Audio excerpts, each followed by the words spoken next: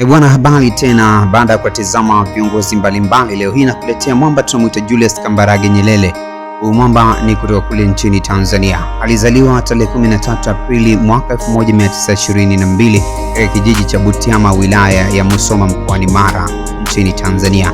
Alikuwa mmoja wa watoto 26 chifu wa kabila ya Wazanaki, Mzee Nyerere Burito. Alipokuwa mtoto, Nyerere alichunga mifugo ya baba yake. Alipofikisha umri wa miaka 12, alianza shule ya kitembea kilomita 30 hadi Musoma.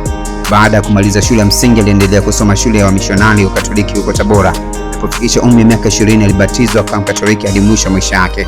Mapadri walibaini kipaji alichonacho, wakamsaidia kusomea ualimu katika chuo kikuu cha Makerere, Kampala, Uganda, kuanzia mwaka 1943 hadi mwaka 1945. Akiwa Makerere alianzisha tawi la umoja wa wanafunzi wa Tanganyika na pia alijihusisha na tawi la Tanganyika African Association, yani TA. Baada ya kumaliza masomo ya elimu, alirudi Tabora kama mwalimu katika shule ya sekondari ya St. Mary. Mwaka 1949 alipata nafasi ya kwenda kusoma kwenye chuo kikuu cha Edinburgh huko Uingereza, akasomea shahada ya uzamili ya historia na uchumi. Alihitimu mwaka 1952. Alikuwa Mtanzania wa kwanza kusoma katika chuo kikuu cha Uingereza na Mtanzania wa pili kupata shahada ya elimu ya juu ya nje ya Tanzania. Na aliporejea Tanganyika kutoka masomoni, Nyerere alifundisha historia, Kiingereza na Kiswahili katika shule ya sekondari ya St. Francis, Dar es Salaam, ambayo kwa sasa inajulikana kama shule ya sekondari Pugu. Mwaka 1953 alichaguliwa kuwa rais wa chama cha Tanganyika African Association, TA, chama ambacho alikusaidia kukijenga alipokuwa mwanafunzi katika chuo kikuu cha Makerere. Mwaka 1954 alikibadilisha chama cha TA kwa chama cha Tanganyika African National Union, yani TANU, ambacho kilikuwa cha kisasa zaidi kuliko cha TA. Katika kipindi cha mwaka mmoja, chama cha TANU tayari kilikuwa ni chama cha siasa kinachoongoza Tanganyika. Uwezo wa Mwalimu Nyerere uliwashtua viongozi wa kikoloni na kumlazimisha achague kufanya kazi ya siasa au abaki katika kazi ya elimu. Nyerere asikika akisema kuwa alikuwa mwalimu kwa kuchagua na mwanasiasa kwa bahati mbaya. Unaambia baada ya pale alijiuzulu walimu na kuzunguka nchi ya Tanganyika kuzungumza na watu wa kawaida na machifu ili kuleta muungano katika kupigania uhuru. Pia alizungumza kwa niaba ya TANU katika baraza la udhamini wa kamati ya 4 ya Umoja wa Mataifa huko New York, Marekani. Uwezo wake wa kuunganisha watu ili wawe na umoja na mshikamano, kutetea haki zao, pamoja na kipaji chake cha kujenga hoja, kutetea na kuzungumza kwa ufasaha ulimwezesha kufanikisha Tanganyika kupata uhuru bila umwagaji wa damu. Ushirikiano mzuri alionyesha kwa aliyekuwa gavana wakati huo, Bwana Richard Turnbull, ulisaidia pia kuharakisha upatikanaji wa uhuru. Weledi wa mwamba unaambiwa Tanganyika ilipata uhuru wake tarehe 9 Disemba mwaka 1961 na Nyerere alichaguliwa kuwa waziri mkuu wa Tanganyika huru. Mwaka mmoja baadaye, Nyerere alikuwa rais wa kwanza wa Jamhuri ya Tanganyika. Nyerere alikuwa kiungo muhimu katika kuleta muungano wa Tanganyika na Zanzibar iliyounda Tanzania baada ya mapinduzi ya Zanzibar mwaka 1964 ambayo yalimtoa madarakani sultani wa Zanzibar Jamshid bin Abdullah. Mnamo tarehe 5 Februari mwaka 1977, Mwalimu Nyerere aliongoza chama cha TANU katika kuungana na chama tawala cha Zanzibar cha Afro Shirazi Party ASP na kuanzisha chama kipya kilichoitwa Chama cha Mapinduzi, yani CCM. Akiwa mwenyekiti wake wa kwanza, Mwalimu Nyerere aliongoza taifa kwa miaka 23 hadi mwaka 1985 alipostaafu na kumwachia nafasi rais wa awamu ya pili Mzee Ali Hassan Mwinyi.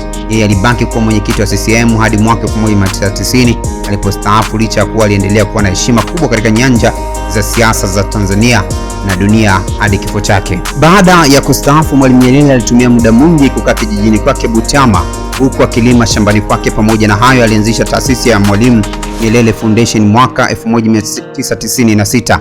Aidha, alikuwa ni mpatanishi wa vita vya wenyewe kwa wenyewe huko Burundi.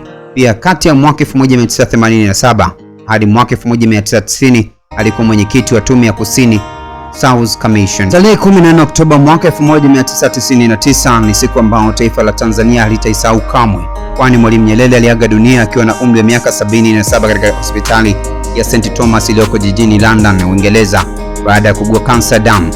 Mwili wa Mwalimu Nyerere ulipelekwa jijini Dar es Salaam tarehe 18 Oktoba mwaka 1999 na kupelekwa nyumbani kwake Msasani tarehe 20 Oktoba mwaka 1999. Mwili wa baba wa taifa ulipelekwa uwanja wa taifa ili Watanzania kwa ujumla uweze kumwaga mpendo wao. Tarehe 21 Oktoba mwaka 1999 ilifanyika sala ya mazishi ya kitaifa katika uwanja huo, ambapo iliongozwa na Mwadhama Polycarp Kardinali Pengo. Viongozi mbalimbali wa ndani na nje ya nchi walihudhuria ibada hiyo. Watu waliendelea kumwaga baba wa taifa usiku na mchana hadi ilipofika tarehe 22 Oktoba mwaka 1999 jioni, mwili wake ulipoondolewa na kusafirishwa kwenda Musoma, hatimaye kusafirishwa kwenda kijijini kwake Butiama kwa ajili ya mazishi.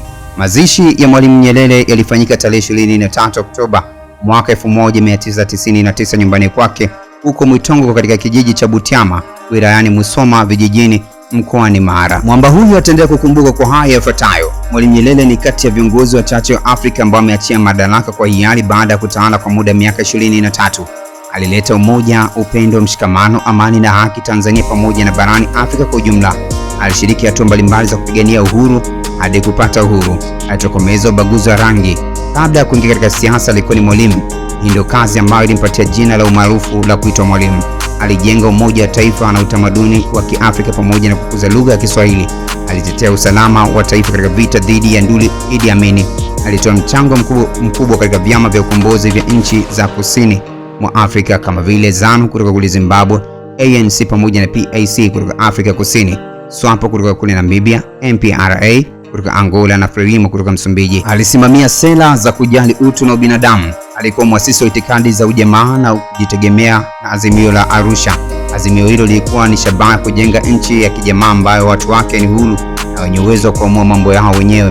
Alikuwa mwasisi wa muungano wa Tanganyika na Zanzibar. Alikuwa mwasisi wa chama cha TANU na CCM, lakini pia alikuwa mwasisi wa OAU na South Corporation. Na kufikia hapo basi sina la ziada. Ulikuwa nami mwandaji wako Prince Stefano. Nikutakie basi siku na wakati mwema. Tukutane katika makala nyingine.